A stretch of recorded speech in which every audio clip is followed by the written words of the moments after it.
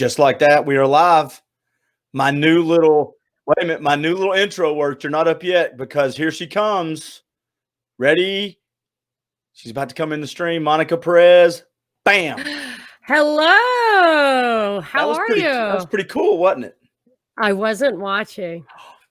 You didn't see my cool new intro? See it. I'm sorry, I wasn't finished.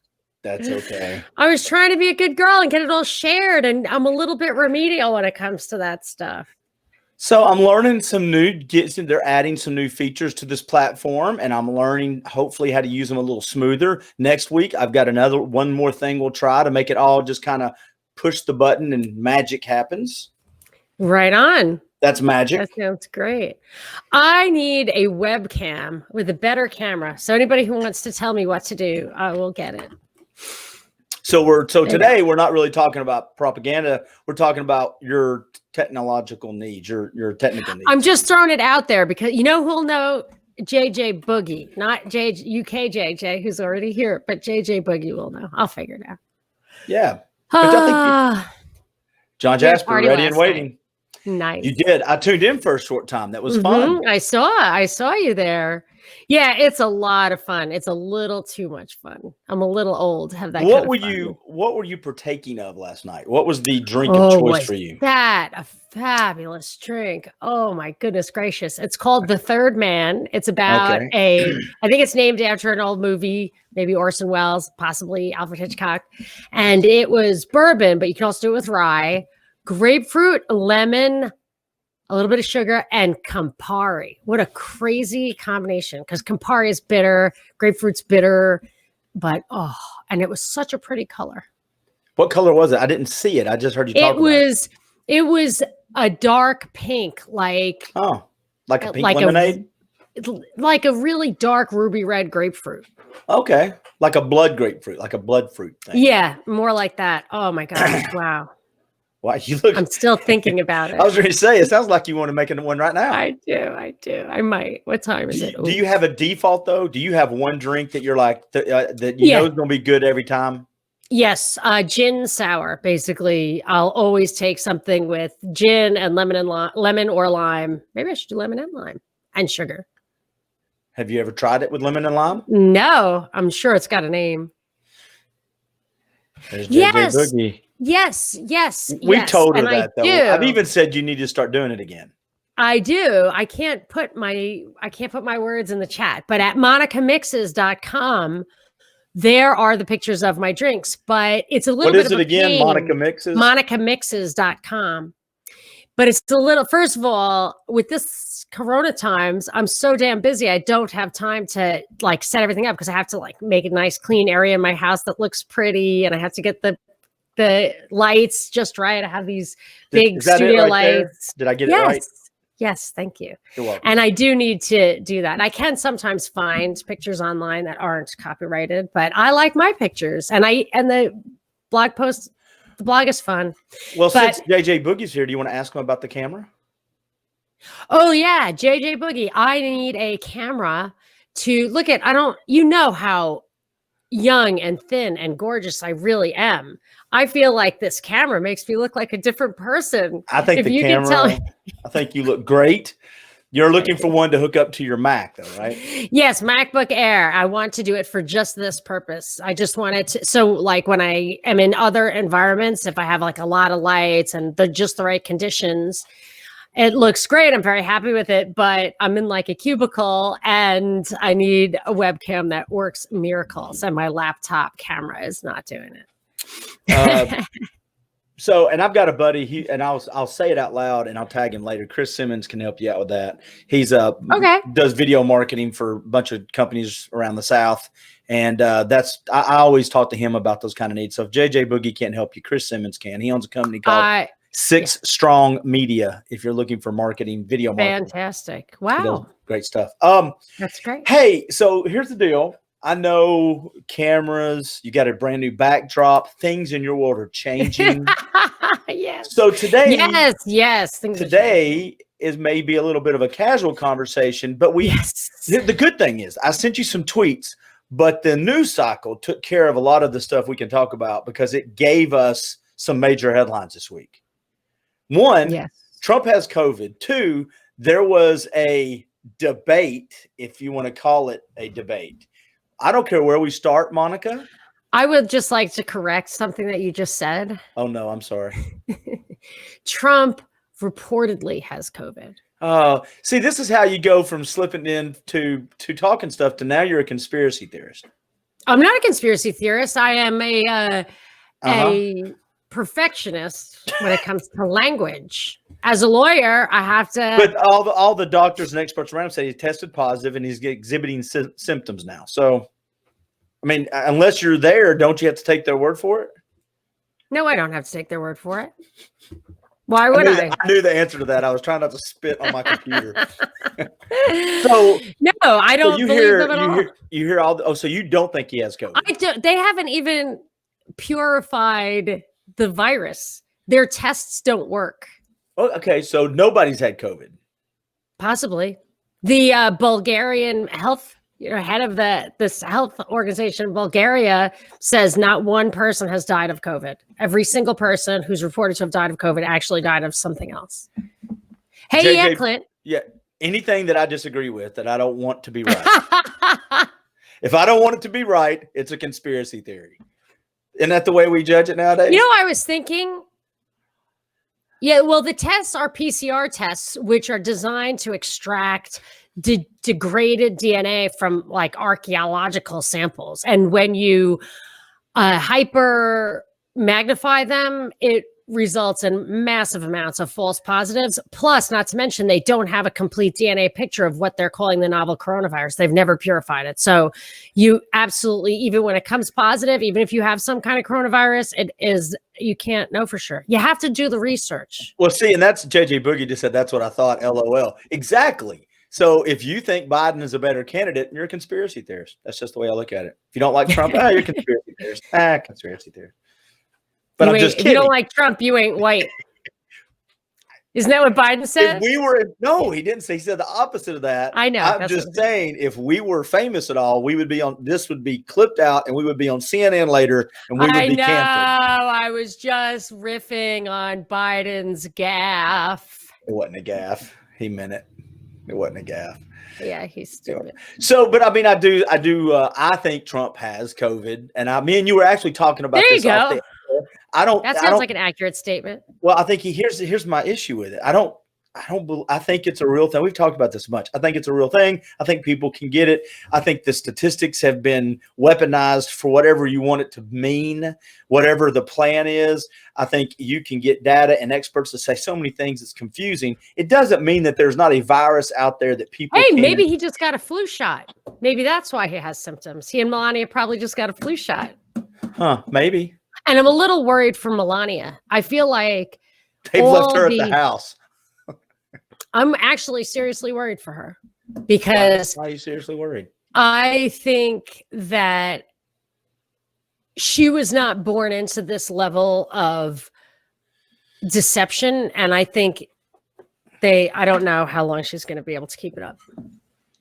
There's so much inside when you say stuff. Here's the problem when you're a truth teller like you are, when you say what's on your mind, when you don't say what's on your mind and you kind of cover it, it's easy. Everybody reads into there's really more Monica's wanting to say, but she's on Clint's channel and she doesn't want to get Clint in trouble. And I don't want to put something out in the ether that's bad.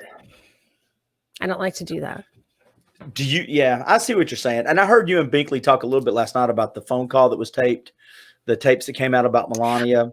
He was talking about it. I had no idea what he was talking about. Can you enlighten me? I've heard a little bit of it. I don't know enough of the story to go from point A to point B. There was a person that worked in the White House. One of those JJ's knows. Well, she was part of the transition team, I think, and she was friends with Melania. And after she left the White House, she said that's when she started taping the phone calls.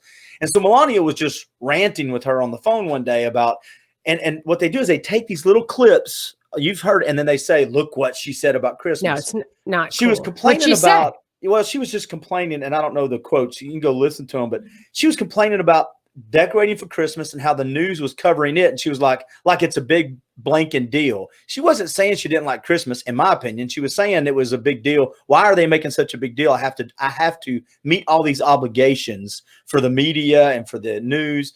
And then she was starting to talk about kids at the border, you know. And so when she was talking about being held at the border, she was talking about kids that were being separated. And she actually came out sounding, in my opinion, very concerned, very upset that there were these people that were separated, and some of them needed to be because they were coming through as coyotes, you know, bringing kids that weren't there. She goes, what are we supposed to do until we figure it out? And so she was very concerned about them, but the media picks and chooses, cuts and pastes what they want. You know, the right cuts out what they want to prove that she's a great person. The left cuts out what they want to prove she's not a good person. And I think you nailed it on the head. She's not used to that. She's not used to being in the spotlight like that. And Trump was raised to it. Just, I mean, he was. I mean, his father was censured by Congress when Trump was just a kid. I mean, he was in congressional hearings that were publicized, and he was punished for the things that he did in a very public way. His sister's a federal judge. He owned a casino. He had mob ties. I mean, the guy he knows how this world works. And I don't think she does at all. But I really, of course, want to hear those tapes. My guess is she's just doing her best, which isn't going to be enough. I just don't know. After the RNC betrayed her and had her say that she wrote her own speech and then gave her Michelle Obama's speech or parts of it. Remember that? Vaguely. I don't remember the details of it. No. Oh, she was completely neutralized the day that Trump was nominated because she had a speech and she went public saying that she was writing it herself. And I guess in the end, she got help with it because somebody slipped in quotes straight out of Michelle Obama's speech from the same occasion. And it really humiliated Melania, and she was never heard from again. She had no credibility again. It made her look like a fool and a liar. And I think she was absolutely tricked. And I don't understand why Trump didn't nail somebody to the wall for that one. Yeah, JJ Boogie, and Trump was on WrestleMania, so he is. And he was a reality show star. He was a reality show star created by Jeff Zucker, who runs CNN. I mean, Trump knows how it works. He was talking to Micah Brzezinski and Joe Scarborough while he was running. And on commercial, they were like, oh, we're going to ask you this, we're going to ask you that. And he said, hey, nothing too hard. And they said, okay, we won't ask you that. That crowd. My question, though, is when you see them doing that to Melania, and again, do you think that's all part of this big picture, or is any of that kind of go counter to the narrative that Trump is part of the? I think the fact that he didn't react to that at all, I think he was in on it. Oh, okay. You think he threw his wife under the bus? I mean, the Republicans threw her under the bus, and but they're not married Republican. To her, so he did. I think he does whatever he has to do to get what he's getting out of this.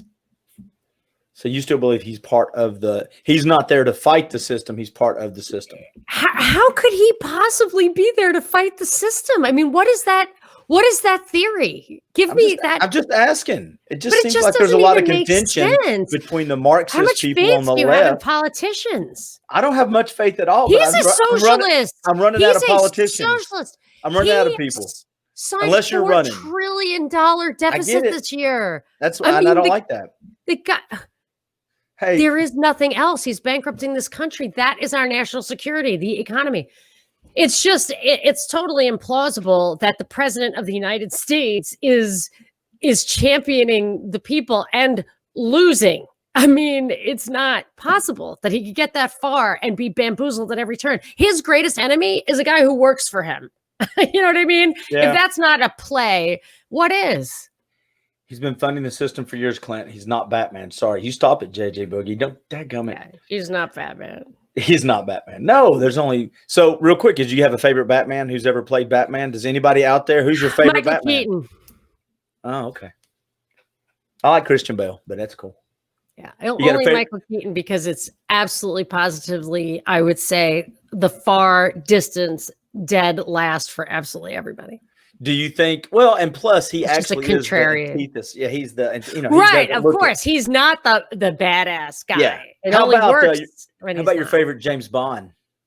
Sean Connery, of course. Although John Lazenby Daniel Craig? Yeah, I like Daniel Craig. Ugh. Christian Bale was good. Thank you, JJ Boogie. Christian Bale? Oh, I was like, he was James Bond? Wow. No, I like Daniel Craig a lot. I like Pierce Brosnan. Clive Owen like should have been. I thought it was cute. But John George Lazenby, there was I think a Netflix documentary. It was quite filthy, so I don't recommend it to anybody of taste, but I enjoyed it nonetheless. And it was up there with Valerie Harper as the worst negotiating position ever. He lost that James Bond role. Oh, not because of negotiating, because he wouldn't act the part off camera. Did you see the new one? You know who the new James Bond is after this next movie, right? Oh, is it Tom Hardy? Who? Tom Hardy, if I'm not mistaken. Who's Tom Hardy? You don't know who Tom Hardy is? Oh, come on. No, I thought it was going to be that sophisticated black British actor from The Wire. That's what I thought too, but no, it's Tom Hardy. Yeah, next James Bond is Tom Hardy. Here, I'll throw a picture up so you can recognize him. Surely you recognize Tom Hardy. And he, oh, look, thank you very much. Let's see if I can pull it up real quick. And this is him with Mr. Mom. This is him with the beard right here. Let's see if I can throw Tom Hardy in there. That's Tom Hardy. He's been in so many movies. What's with the good movies. Unattractive James Bonds? Like, why is that an okay thing now? I don't know. Just throwing it in there. Yeah, so we'll put it back together now.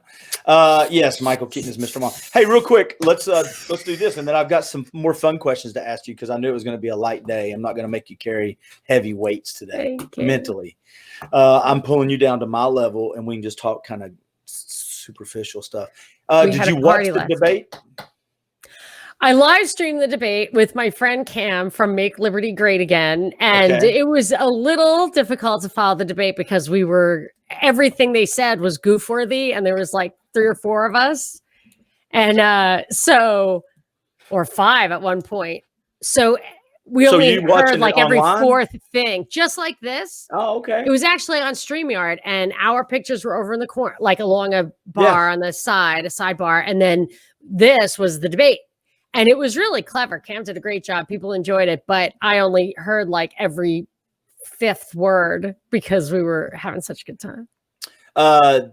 So when you watch debates, are you watching it for any substance at all, or to you does it look like just a big high school play that they're all I do is substance. I actually tweet it. I just tweet the remarks of, so they ask a question and I tell the libertarian answer, and I also say what's wrong with the answer of the people or what's right with the answer of the people talking, because all that really matters is the policies, but they get further and further away. And the problem is the debates no longer have any value whatsoever because they are there. They're debates. So they're a test of your own personal knowledge, opinion, facility with the issues, that kind of thing. And now, ever since Obama, I can't imagine they went back. I haven't checked the record recently, but they gave Obama the questions in advance. I think they said they gave them to Biden this time. Well, then they had to give them to Trump. I mean, who would even do a debate? No, that's called a conspiracy theory. What's a conspiracy theory? What I said, I got there was a headline that Biden got the questions before it, and that's a conspiracy. I'm sure they all get the questions. I mean, well, okay, maybe Trump doesn't see the questions, but whoever is sitting there drilling him knows what questions. He clearly had total mastery. I thought Trump had total mastery of the subjects. And I feel like if it weren't crystal clear what questions were going to be, he would have had to study a lot harder than he'd be willing to study. But I thought Trump did great. I thought they were like, he beat up on the guy. I'm like, actually, what Trump demonstrated is what you always say against him. He debunked your idea that he's dumb. Well, the other side of it is not too, dumb. I think one of the reasons he came across is I wish he would not have interrupted as much, even though I know it was 2-on-1. Chris Wallace was terrible, in my opinion. I wish he would have because I think the more Joe Biden talks, the more Joe Biden just can't, he gasps. Let him go over 30 seconds. Joe Biden will end up saying something like, "I like your socks." I mean, he just will.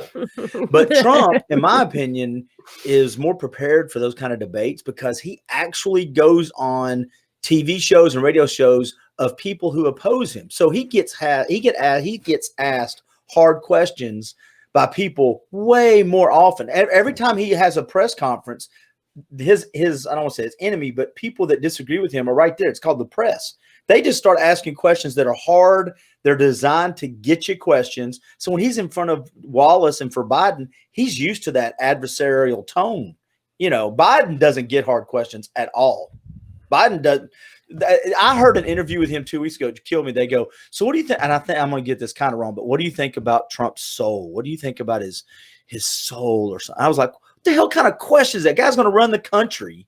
And what do you think about his spirit? Well, I mean, it would matter, except for the answer is the same for all of them. But I don't have you can't have an opinion. The souls are souls. And the flip side of it, they asked him point blank, would you pack the court? And he said it now a half a dozen or more times. I'm not going to answer that. I want the focus to stay on Trump. How have we got to a place now when you're running for president, you can just say, I'm not going to talk about what I'm going to do. Well, what is the mechanism for packing the court? I mean, there is no place. You can get it, because they just got to go back. In my opinion, it requires a constitutional amendment. It will. Here's the other. But it doesn't. It's been changed many times. I was listening to Legal Man, the Quash. It was 3 times it was changed just during the Civil War.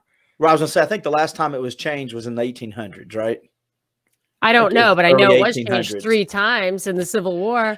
And just the threat. If you do it though, if your party gets in control and you do it and do away with the filibuster, do you know what's going to happen the next time the other party gets in control? The same. There's this escalating. We're going to get you back stuff is not what it's supposed to be. That's why Trump taking away states' rights is not good. What did he do, real quick? State rights, because tell me many things. Well, the state and local taxes not being tax deductible is an affront to math itself. Even when I was at Harvard learning economics, it's just like, what the fuck? Even when I was at the hotbed of socialism, Harvard University, when I was there learning economics, even they would say, even cross borders, even countries won't do that to each other. Countries will defer to each other. Somebody gets to collect the taxes, and that's that. Mm-hmm. But he is saying, so I live in California now. The top tax level in California is, I don't know, they're raising it all the time. Maybe it's 130%, isn't it? Yeah, basically, 130%. I wouldn't be surprised if California, if the federal tax goes to 75% and California goes to 30%, you literally will have to pay more than you make. And those numbers are not out of the question. Those numbers are tax rates that have been existing in the past. So you never double count that. And the problem with that is California and New York have the numbers. And the closer you get to having a popular vote instead of an electoral college, or to have Senate matched like Congress, the closest you get. Hey, Jim. Thanks for coming, Jim. So the closer you get to that, the more you see that California and New York will make all the laws in this country. And if they are going to have socialism, and if you let them do it at the state level, they will do it. They were doing it at the state level. When you take that ability for them to tax and pay on their own, they were little socialist countries in a bigger kind of EU. And now when you take that right away from them and they have the votes, they are going to make the entire country socialist. They did it with Obama. Obamacare is against the 10th Amendment, and we still have it. They can do it, and they will do it. And that's Trump. That SALT thing is an abomination. And then I see that. I hear you say that. And 2 other things, I'll tell you. Oh, no, go. I'm sorry. No, people are here. Go. So the EPA in California, or whatever, California had emission standards. California's always had really high emission standards. My brother's a truck driver. He can't go to California anymore because they have too high emission standards for his truck. So Trump stepped in and said, you can't make your own emission standards, everything, or, in maybe a very specific area, but whatever. He set a precedent that the EPA is going to now trump California in emission standards. So guess what? Now, if you in Tennessee don't want to have high emission standards, you're not going to be able to, because ultimately the EPA is going to control even the local laws. I think the same thing is going to happen like it did with Defense of Marriage Act. The same thing is going to happen with the abortion stuff. The same thing is going to happen with defunding the police and refunding the police. The Republicans and the Democrats both have the same idea is that as the defunding comes out locally, the feds are going to push it down with a lot of strings attached. And having Trump send Bill Barr in there to disarm city after city, they're going to need policing because they are not going to be able to defend themselves. Yeah, but okay, I agree with, now that you said that, I see what you're saying. But real quick, okay, but when you say they're going to inner cities and taking guns to defend themselves, I would say that a lot of that is true. And I'm not, what I'm about to say, I'm not saying that they have the right. I'm not saying people shouldn't keep the guns. But a lot of guns are taken away. People are not using to defend themselves. Chicago, if you go live in Chicago, okay, so you're saying they have an excuse. They have a plausible argument. I didn't agree with it. I'm just saying, I know, but I'm not saying you're excusing them. I'm saying they offer a plausible argument. But so do gun control advocates. Right. They offer plausible arguments. I mean, so do pot control advocates. They offer plausible arguments. What's good for society? But the fact is, I need individual self-defense. And if you took the drug war away, none of these other problems would be there. You wouldn't have people arming themselves because all transactions you still have the run poverty, though. You still have poverty, and people try to do something. I think it's more of a reflection of poverty than anything. Well, first of all, the black market wouldn't be the answer to poverty. And the answer to poverty, so if you say the black market and drugs is an answer to poverty, that means that there are people who really know how to run a business. They can do everything. They can even enforce the contracts themselves. Yeah. And they cannot find productive work in the legal society. Well, they can. They just can't make that much money. I don't know, but a lot of entrepreneurs make a lot of money. The reason there are problems with the little guys starting up on a bootstrapping company is all of the regulations. I was listening to some African guys talk about a woman actually was emphasizing this point, that the reason that they cannot engage in entrepreneurial self-made businesses in Africa is the government basically doesn't let them. It's so tied up with regulations and, you know, licensing and all that, that you cannot do it. It's not that they can't figure it out. It's that, and when you look at it with Africa, you see that it's just corruption. If you look at it in 1500s in England, when capitalism was really just starting, you can see that licensing was a way for the crown to bestow privilege on people who paid them money. So the crown would say, I will use force of arms to keep anyone from competing with you on importing salted herring or whatever. But now we act like, oh, well, someone will give you a bad haircut if they don't have a license. You know, they act like they're doing it for you, but they're not doing it for you. So these inner city people who are perfectly capable of running a business obviously are going to get the extra profit and no taxes of the drug trade, because there is this carved out business that probably is carved out as an illegal, hyper profitable business because it is used to fund black ops by the CIA. Yeah. I mean, that's Google, and those things were set up to fund the surveillance state outside of tax dollars because it would be too hard to get that money approved. Same thing with black ops and the drug war. They need those monies they need that money to do stuff that wouldn't be able to just push through Congress. Total information awareness was a George W. Bush thing where they wanted to have 24/7 surveillance, and people heard about it and Congress had to shut it down. So now they have Google, which there's a great article in Quartz called The NSA Roots of Google. Palantir just came out. It's big data. It is a CIA incubated company. InQtel was its venture capital. That's a CIA venture capital fund. And what they do is they have 13 government agencies and 9 big tech, including Apple, Facebook, and they sell, just like Promise Software, if you know that story, they sell their software to those companies. And what they actually do is get them to agree to contribute their data, if I understand it correctly, contribute their data for access to the big data. So you can have this complete lack of privacy, complete lack of barriers between public and private data without even having a back door, without even getting legal permission, because everybody's just kind of transacting. Everybody tapped into it. There's like a main vein. They're just tapped into it. Yeah.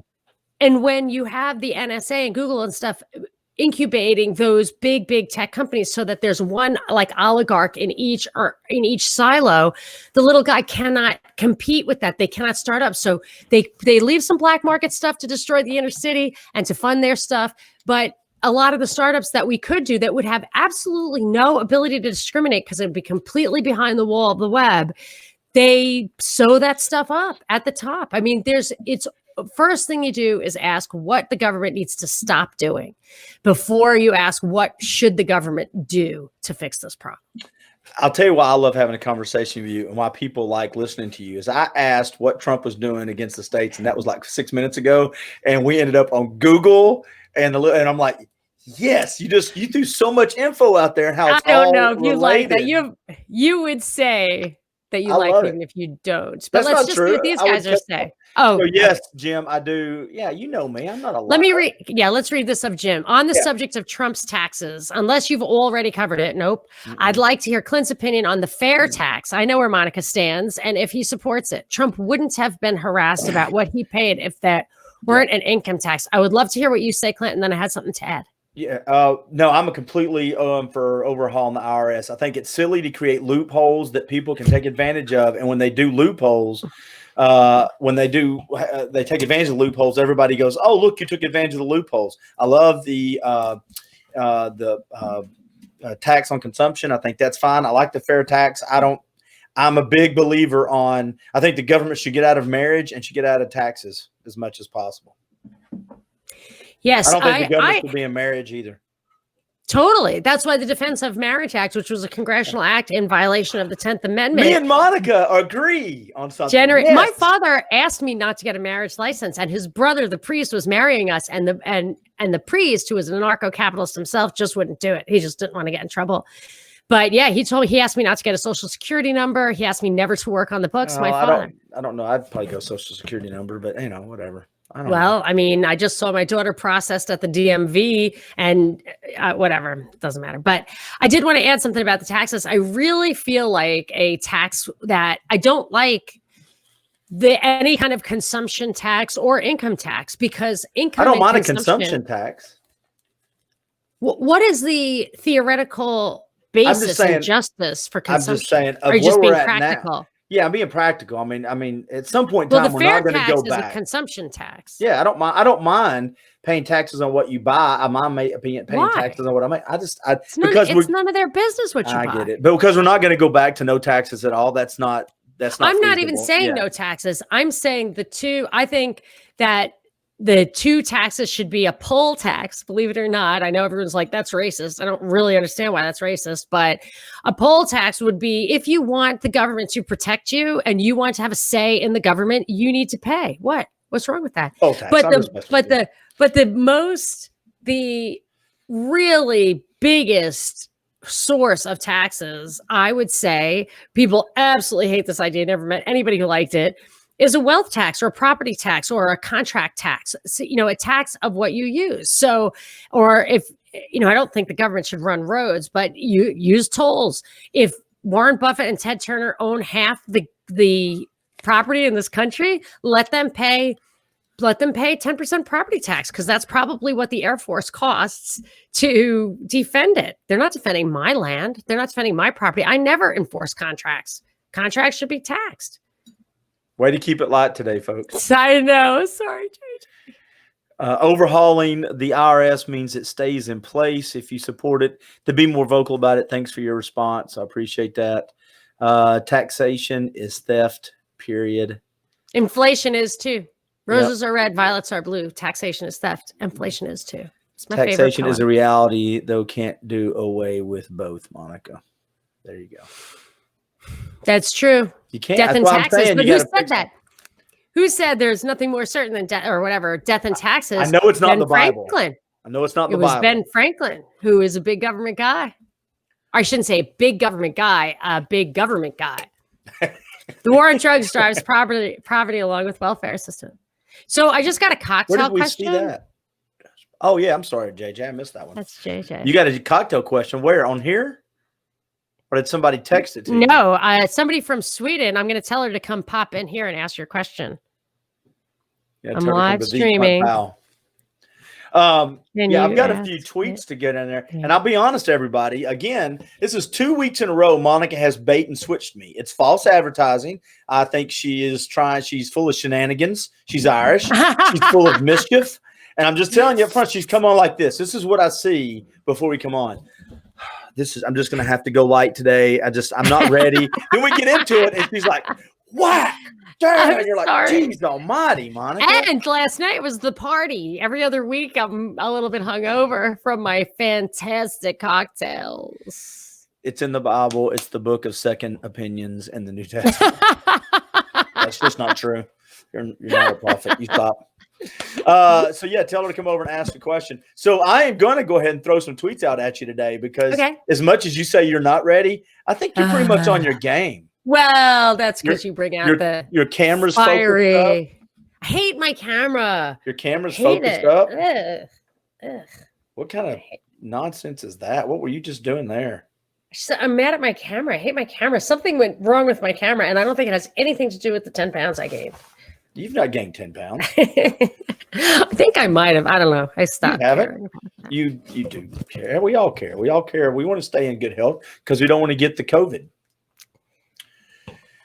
I want to get the COVID. Oh, stop it. No, you don't. Why would you want to get the COVID? Because then I will be immune to it. Oh, they said you can't get immune to it. Twice. You told me that. This crazy virus. So I've learned viral theory. I accepted it until recently. And I learned what they told me about it. They told me vaccines work because you can't get a virus twice, because you can get a bacteria twice. My kids get strep throat all the time or whatever, once a year. And I bought a little strep kit. It's the same kit. It tests for the same thing every time.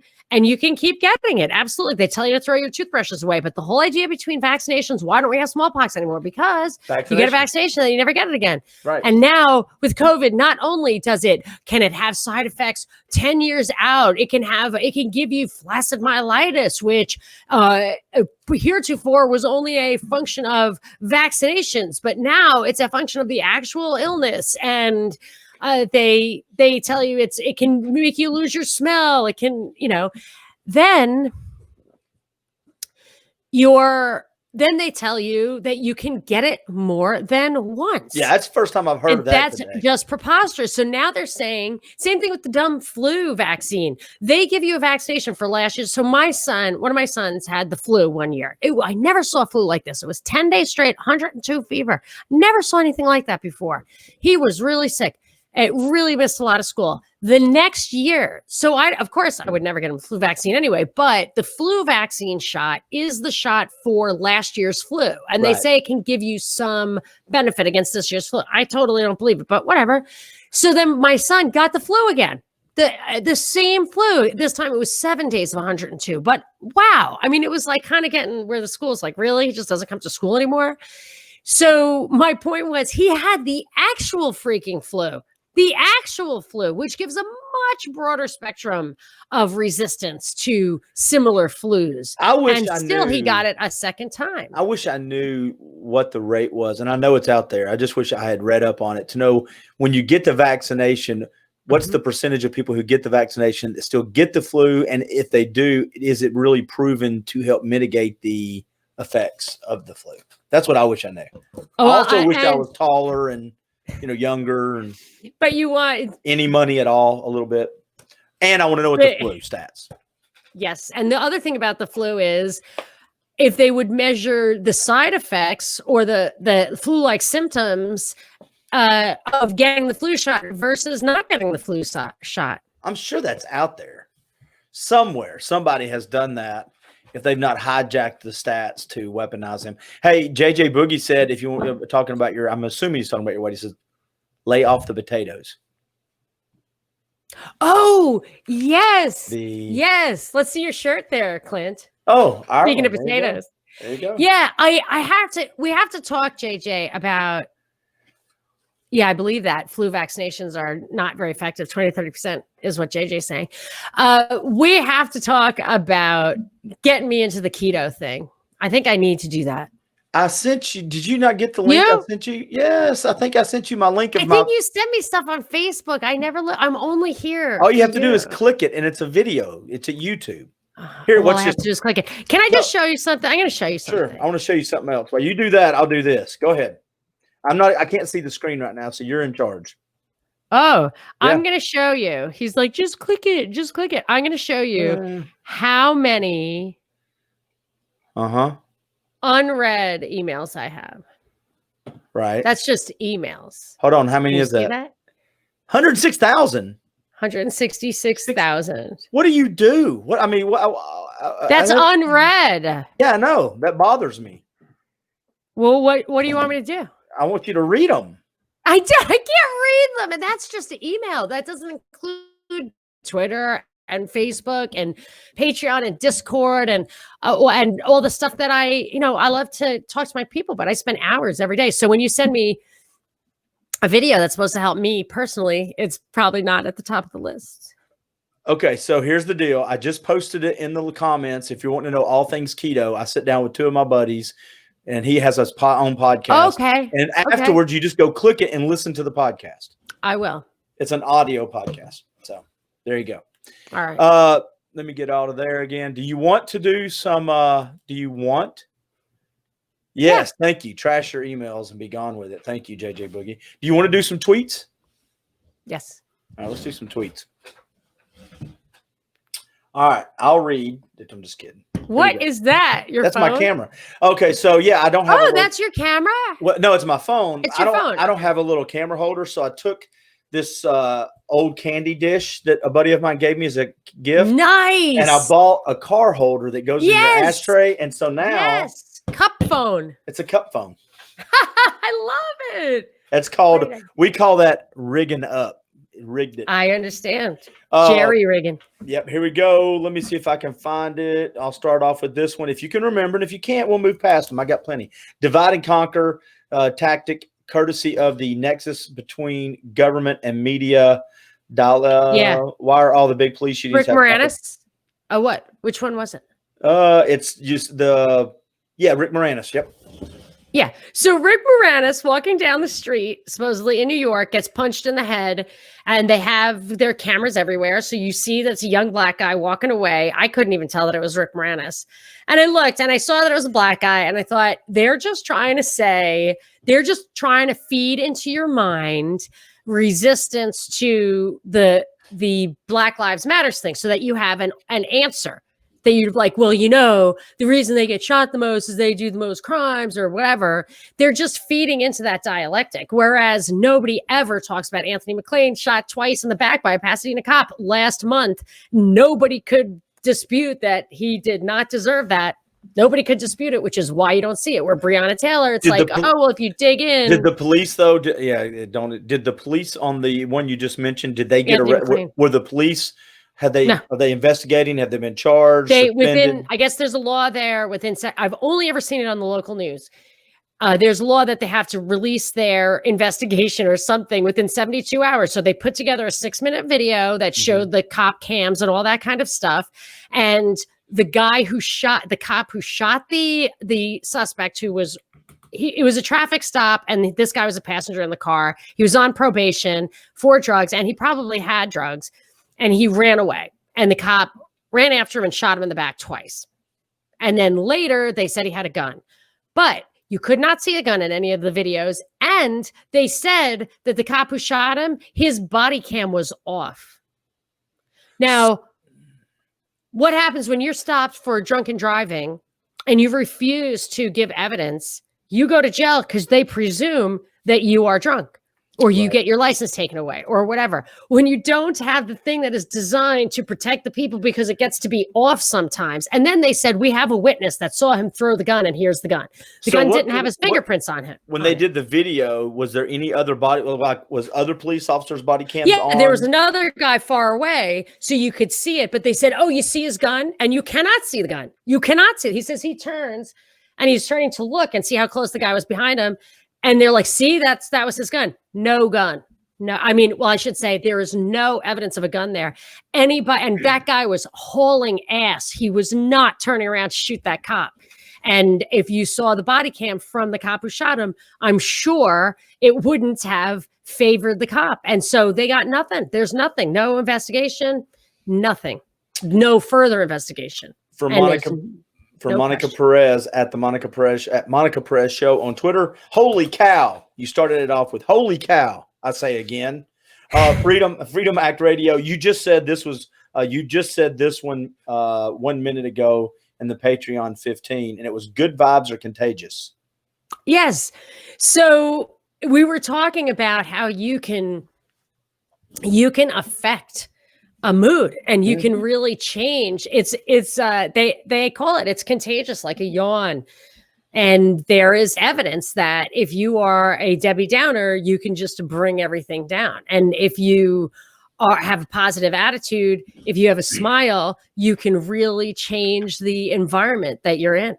And so it's real. So we were deciding whether it came from a conversation of whether there was power in prayer, where you're bringing down energy and a force from elsewhere, or if you're just emanating it or harnessing what's within you. And I say there's probably both.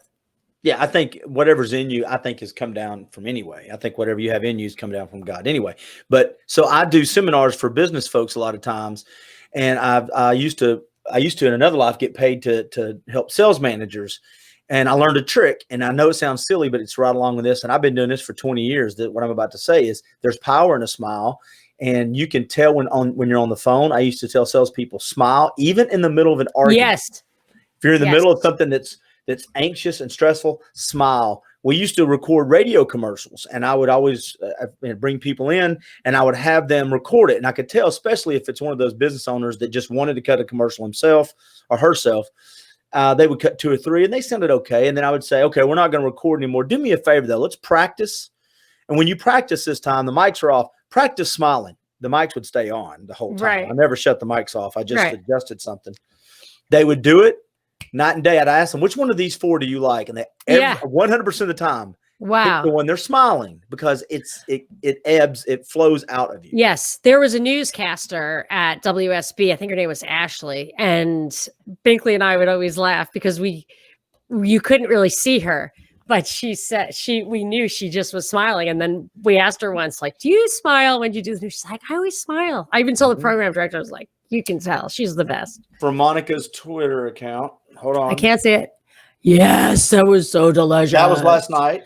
Yes. That's the color of it. We were talking about that. Yes, earlier. And it was that color. It was so yummy. Also, Monica Perez at the Monica Perez Show on Twitter, California wildfires, and how bark beetles, dead trees, and poor forest management significantly contribute to forest fires. It's the full measure. You posted that. Yeah. Do you remember?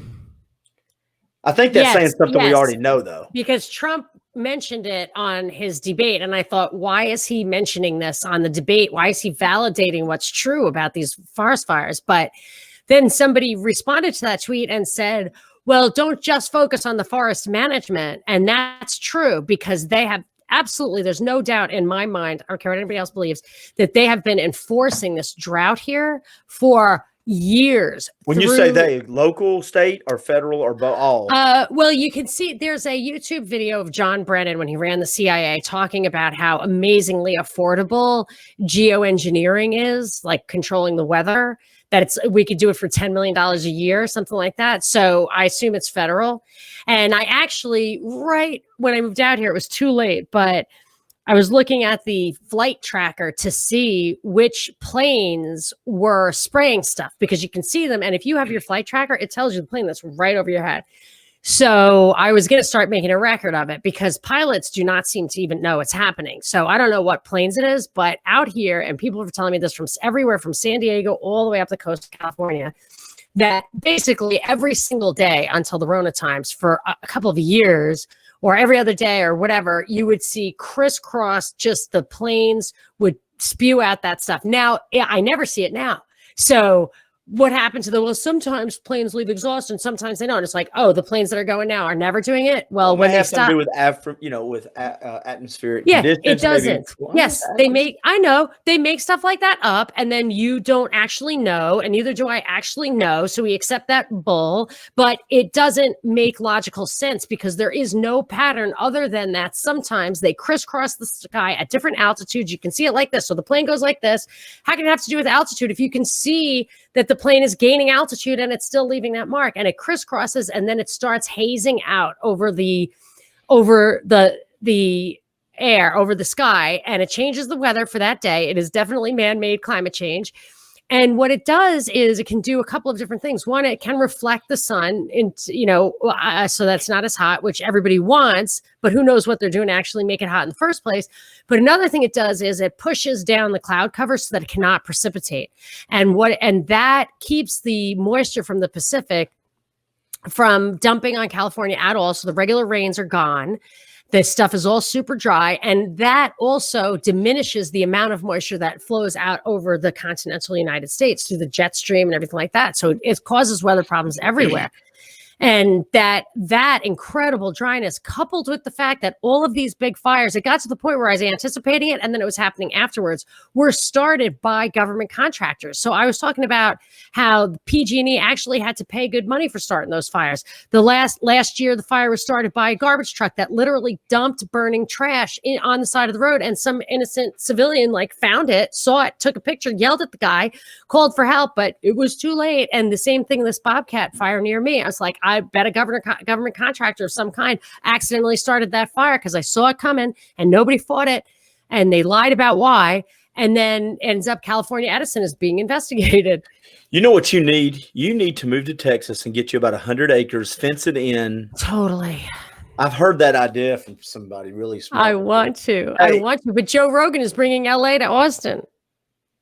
They're wanting to edit his shows now. Spotify's getting ticked at him. Complete sellout. As soon as I saw the first Snowden interview, there's just no chance that guy is. I'm not saying he's had doing him on anything. 2 or 3 times. He's had two times, and it's such nonsense. That guy discredited both of them. You could see that both of them could no longer be believed after the first one. If you go to Twitter and you look at Monica Perez show, you also see one from about 3 days ago. It says Atlantic fuels white supremacist fears with claim Oath Keepers militia packed with cops and vets are plotting civil war. Did you ever hear of the Oath Keepers? I'm going to say I've heard the name. I don't know anything about them. My frame of reference is 0. I used to talk about them rather frequently in the early days of my WSB show. A veteran Black woman called into my show and would talk about the Oath Keepers. And what they were was firemen, policemen, veterans, who anyone who had sworn an oath to the Constitution or was supposed to enforce the Constitution swore to keep that oath. Yeah, my dad's not a member of a group. Right. My dad is military, and he's told me 100 times. He goes, Bubba, he goes, I took an oath in 1967, and it hadn't gone anywhere. You can't. An oath is an oath. Yeah. I mean, an oath is an oath. And then you're binding it to punishment in the afterlife. So she was recommending it. And I used to tell people about it. And at a certain point it turned and someone said to me, yeah, they've been infiltrated. And I just didn't, then I didn't know. I couldn't figure it out. And I didn't hear much about them since then. But to suggest that it's a white supremacist group or a militia group, certainly in its inception, it was not. Or, I mean, whatever, maybe it was meant to trap people like a honeypot, but I thought it was certainly great premise. And now, like everything else, and that's what's the problem with the white supremacist question they asked Trump. Was that he said, and militias. Yeah. But and they militias. said, and militias. In there. Militias is the Second Amendment. See, and this is the thing that I think we live. This is where I think you and I can find some common ground. In the world we live in nowadays, anything that goes against anything that counters the narrative of the big government or whatever side, the Republican or Democrat side, anything that counters that, whatever movement, it can be anything. All they have to do, Tea Party, guess what? Racist, you're racist, you're racist. Libertarians, if I just don't like you, it's almost like what I was talking with JJ Boogie. Anything that disagrees with me is a conspiracy theory. All I have to do is label that militia is racist. And it may not be racist. All I have to do is say it, and then pop in the world, the image of they have in the world now, suggesting that only net neutral or net positive taxpayers should vote isn't a crazy idea, but it's considered racist. And how is it considered racist? It's considered racist because there is, I would say, a concerted effort at the top to make sure that poverty, disenfranchisement, all of that stuff is tied to race, so that because they can control things like poverty. So if they make sure that there's always going to be that thing where anytime you ask somebody to pay their way or to figure out how to get a driver's license to vote or whatever, if they make sure that race is tied to ignorance and poverty, they can eliminate any common sense approaches to things like taxes and voting. But when you say that, though, that comes now. That part is there is a divide in the party on that, because that's what Democrats say. We don't want voter ID. Other people do want voter ID. So along those lines, I do see a difference in the Democrats and Republicans, because it makes complete sense to have a voter ID. Any law absolutely that can't be enforced, it doesn't have to be voter ID. You have to be able to prove who you are to exercise this obligate responsibility of voting. And if you can't, then there shouldn't be any rules about it. You shouldn't say you have to be a citizen if being a citizen, you don't have to prove being a citizen. You understand? Yeah. So just say all you have to do is show up at the polling place and you can vote, and you could show up at every polling place and vote 10 times, because that is how it is in California. Look, I could go to every polling place and vote and they wouldn't know because it's on a piece of paper. See, and I know everybody gets lost in my deep blue eyes, but if you really get out of my eyes, you'll see all this is gray. And I still get carded if I want a beer. I'm 53 years old almost. So if I have to get carded for a beer to prove I am who I am and I'm the age I'm supposed to be, I do not understand how it's racist. Hey, you want to buy an airline ticket? You got to have some sort of ID. You want to do most and you know what anything else? in life. I wonder if the polling people, if you have to go to your local polling place to vote, and they have a list of 1,000 people, and you say, I'm this person, you don't have to show an ID, and they check it off 5 minutes before the polls close, what is to stop those Democrats 100% from filling in all of those? We had 100% people come in today. 100. So my question, I want to stop real quick before we keep going. Are you saying, and I didn't know that about California, is that an opinion and a proven thing where people can go and vote in multiple districts? Or I don't, when you said, I don't know. I remember how it works in California is that you just walk up and they have a list of all the voters. And I just can't remember if it's all the voters in the state or all the voters in that region. It have to be in that region, I would think. But I think there's more than one place you could vote. So I don't think I personally have to go to the one place. I think I have options. Now, if it's just the one place, then it kind of makes sense. But I was like, what's to stop me from going somewhere else to vote again? And then they were just like, is that what you plan to do? What are you, a Republican, whatever, or whatever. You know what I mean? Like if you're bad. Voter frauds that are coming out, most of them, these mail-in ballot, these little anecdotal articles, and everybody blows them off and go, it's no big deal. I'm like, there's 20 headlines right now of mail-in ballot for, mistakes or mishaps going on, and everybody's acting like it's not a big deal. At some point in time when elections are decided by such a thin margin, that's a big deal. Yeah. Massive mail-in ballots has never been tried before, ever. It's been done in pockets. It's not absentee balloting. They're just DJ, what are you doing tonight? Sorry, we'll throw it up. Tell us where you're playing next. Yeah. But mailing people ballots that didn't ask for it is a total sham. Let me tell you what happened when I took my daughter to the DMV. That we had like 7 or 8 pieces of things that they wanted. Passport, pieces of mail, her the application form that was sent back to her from the DMV. We had everything. And they said, we need like 2 pieces of mail, and one of them has to be a medical bill or something like that. So we brought a medical bill. It had the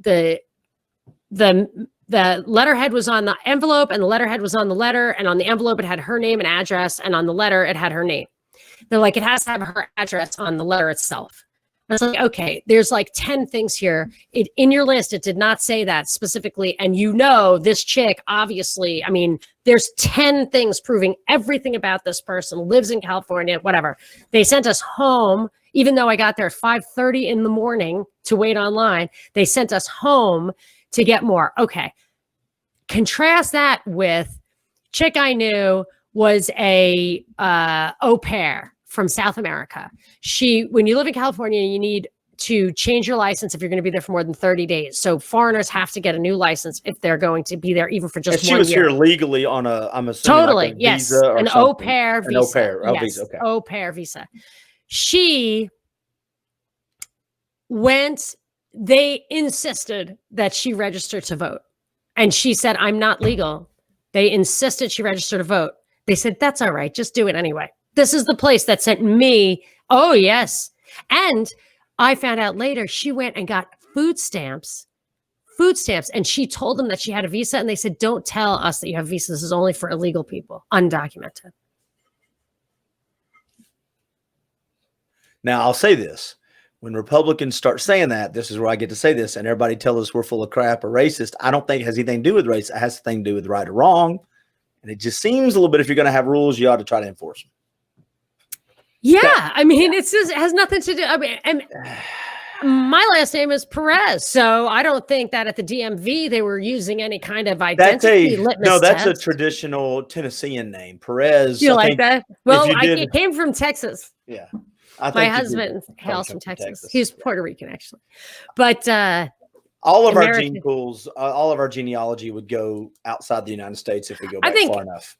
I would have, I could probably fit in a lot of different cultures. But anyway, so I don't know why they sent me home and they told this other chick that she didn't need, you know what I mean? Like they were such sticklers about our letterhead, but she admitted that it was a federal offense for her to register. And they told her to do it. And I'm sure she did it. She was a bit of a liar. So she wouldn't admit it to me, maybe. But I'm sure she's the only one. There's nobody else who would ever do that in the state of tens. Oh, of course. The first person I ever met who voted illegally was a Danish guy. I was at Stanford, and he said that he voted for whoever it was, Clinton, I think.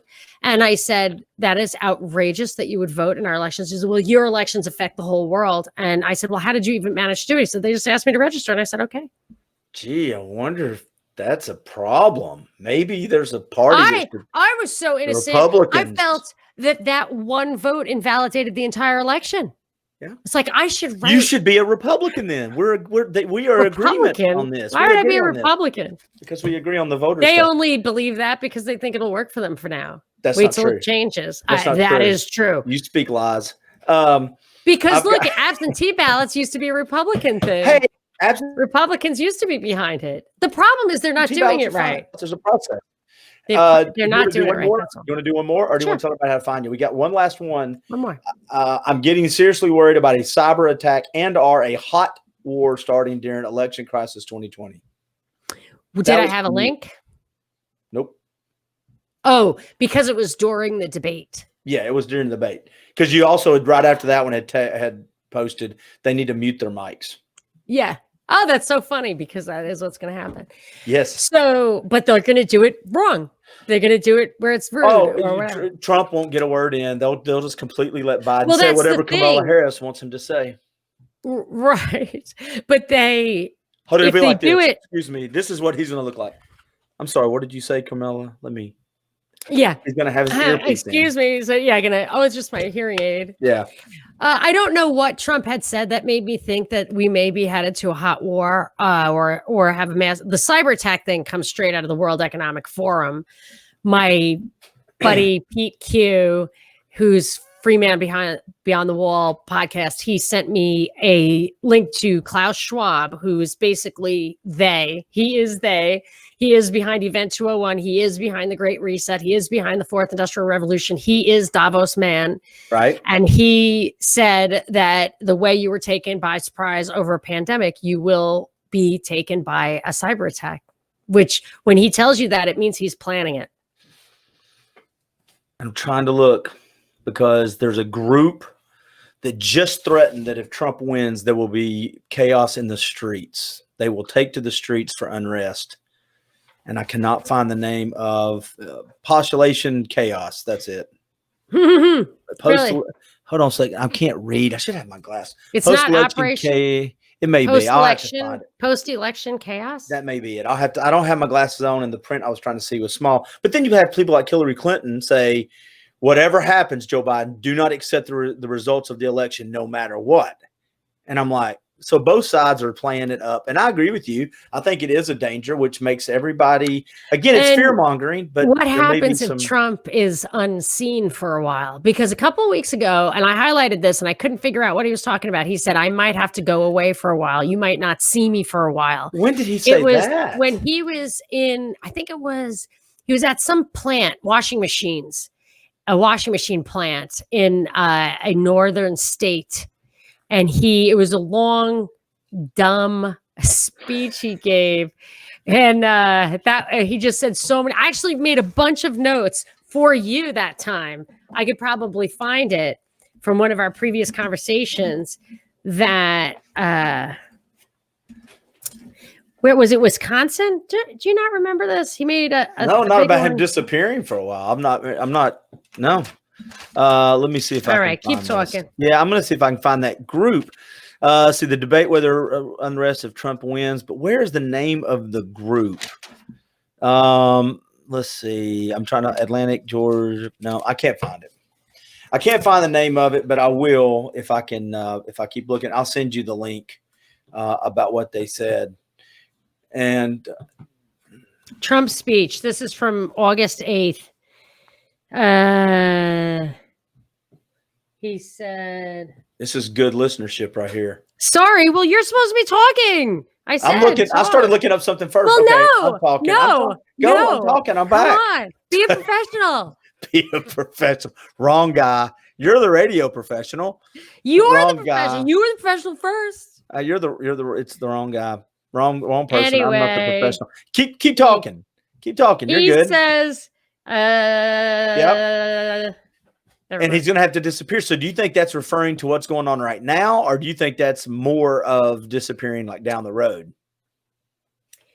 Well, you know what I'm saying? I mean, he's disappearing right now. He was speaking to the Q people by saying he just fed that troll a little bit there by saying that he would just disappear. Are you still looking? I'll show somebody. Nah, I'm giving up. No. Oh, well, I was going to show a funny picture of my kid, but go ahead. Show the picture. Well, remember we were talking about Batman? And do you remember me showing you the video of how funny my son is now that he's grown? So when my daughter was born, there's a 5 years difference between my son and my daughter. So he wanted to go see his, almost 6, but he wanted to go see his baby sister in the hospital. But he did not want to go unless the first time she could see him, he was Batman. So that's my son as Batman in the hospital when he went to see his sister. That's my grandmother who passed away. That is super cool.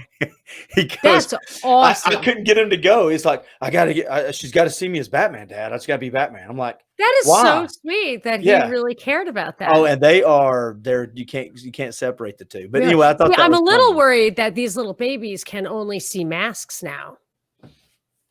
I got my niece had a baby, and well, that's how it's very important to bond. Of course, I wouldn't. I said they have to have an underground railroad of smiles to get through to this kid. Sneak smiles into her.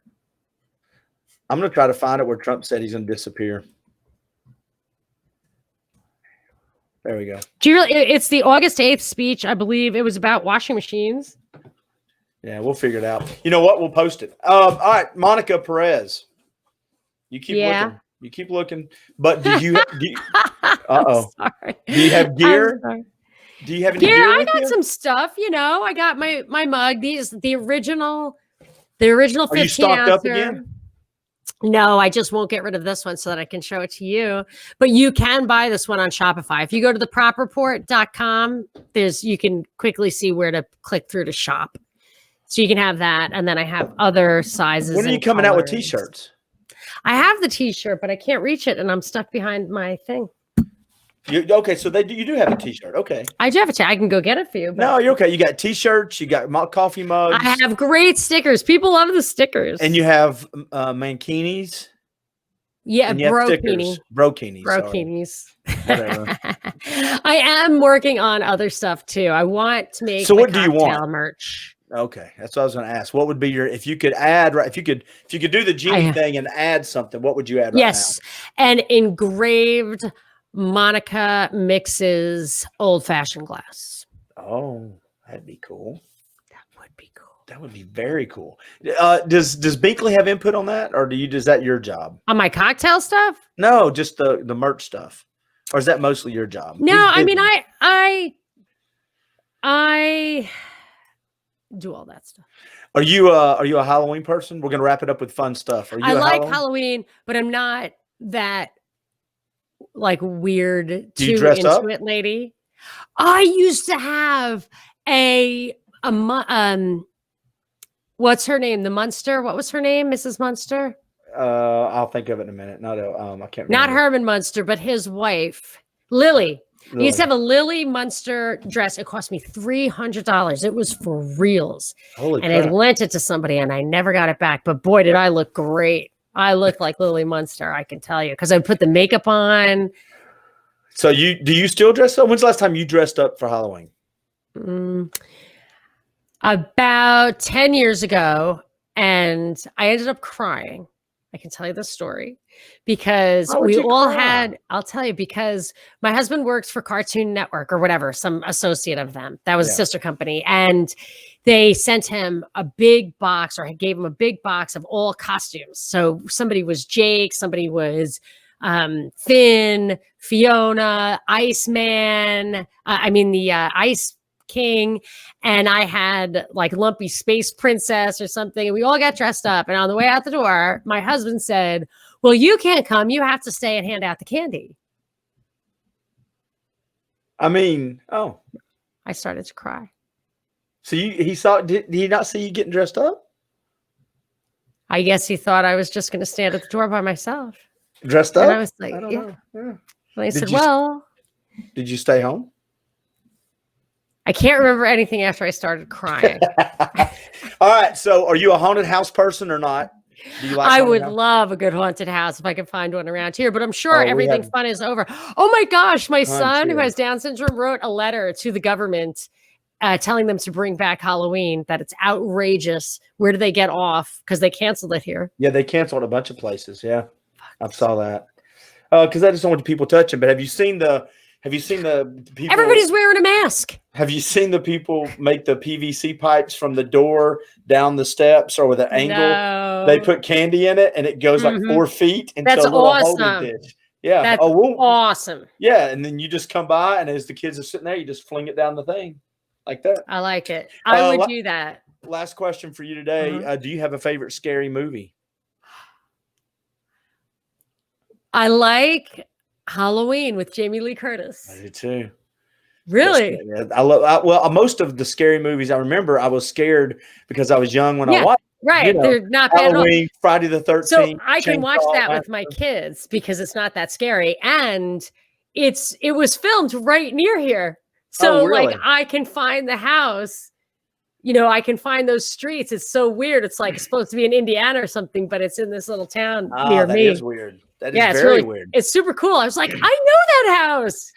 Yeah, I think when the movies you see between the time you're 10 and 15 are the ones that stick with you because of the soundtracks and Jaws. Fast Times at Ridgemont High was at the mall. Breakfast Club was one of my favorite movies. Oh, me too. I watched that with my kids. How is that your favorite? Because I'm so much older than you. Yeah. Wait, does it work that way? Yeah, it was an old movie when I watched it. It was on Blockbuster VHS tape when you saw it, Monica. When Clint saw it, I don't even remember Blockbuster. Okay. Touche.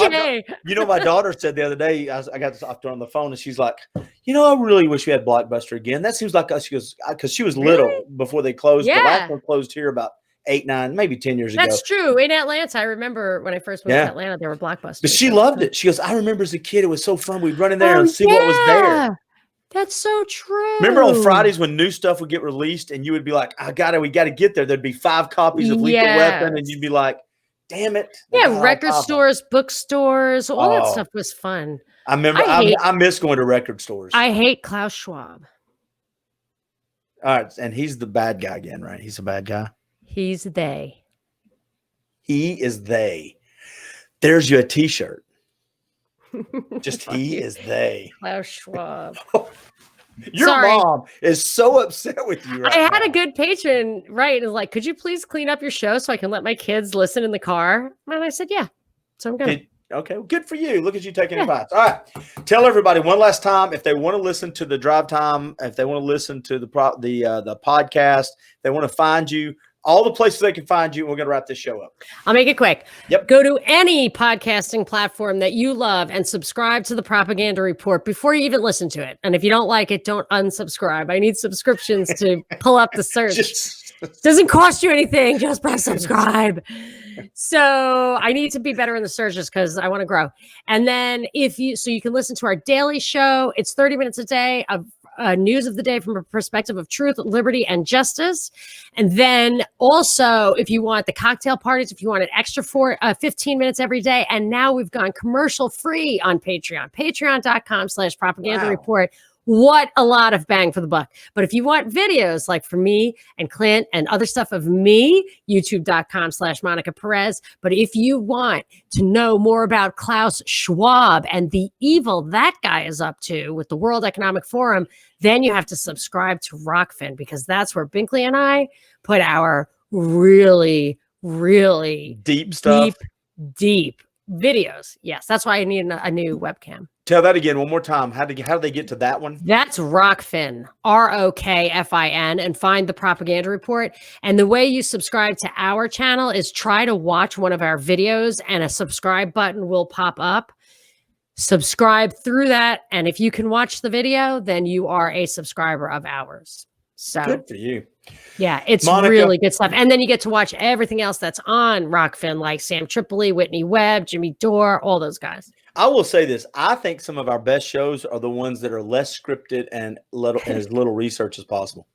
Well, I did not even read the tweets you wanted to talk about. So, and yet you did fine. You did great. Thank you. I like your new backdrop, and I hope you have a fantastic week. And get a better camera. Wish me a better camera. I wish you a better camera. You're going to help me find a better camera. Yeah, I'll tag my buddy. I really will. And we'll talk offline, but my buddy Chris Simmons, I'll tag him on this, and he might be able to give you some help. Thanks, everybody. Bye, everybody. Bye. Bye, Monica. Bye, Clint. See ya.